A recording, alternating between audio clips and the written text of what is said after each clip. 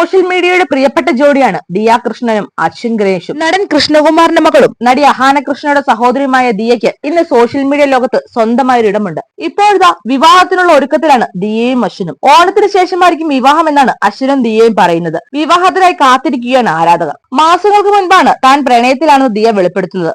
പിന്നാലെ കാമുകനെ പുറലോകത്തിന് പരിചയപ്പെടുത്തി. വീട്ടുകാരുടെ സമ്മതം കിട്ടിയതോടെ വിവാഹം കഴിക്കാമെന്ന തീരുമാനത്തിലേക്കും എത്തി. സെപ്റ്റംബറിൽ നടക്കുന്ന വിവാഹത്തിന് വേണ്ടി സ്വർണം വാങ്ങിക്കാനും വസ്ത്രങ്ങൾ വാങ്ങിക്കാനും ഒക്കെയുള്ള തിരക്കിലാണ് താരപുത്രി ഇപ്പോഴിതാ തന്റെ മുൻകാല പ്രണയബന്ധങ്ങളെ കുറിച്ച് തുറന്നു പറഞ്ഞിരിക്കുകയാണ് ദിയ കൃഷ്ണ.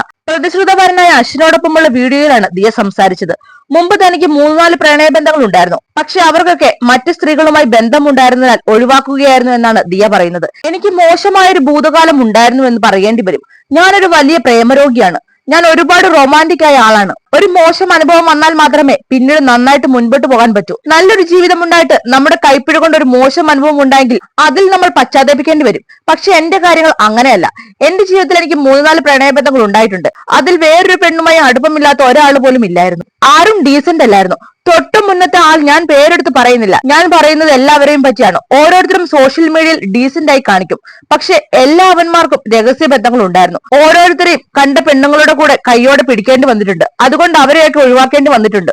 ഒരു മോശമായ ഭൂതകാലം ഉണ്ടായാൽ മാത്രമേ നമുക്ക് നല്ലൊരു ഭാവിയിലേക്ക് പോകാൻ പറ്റൂ എന്നാണ് എനിക്ക് തോന്നുന്നത് എന്നാണ് ദിയ പറയുന്നത്. ഇതുപോലെ പുതിയ വീഡിയോകൾക്കായി മറക്കാതെ ചാനൽ ഒന്ന് സബ്സ്ക്രൈബ് ചെയ്യുക.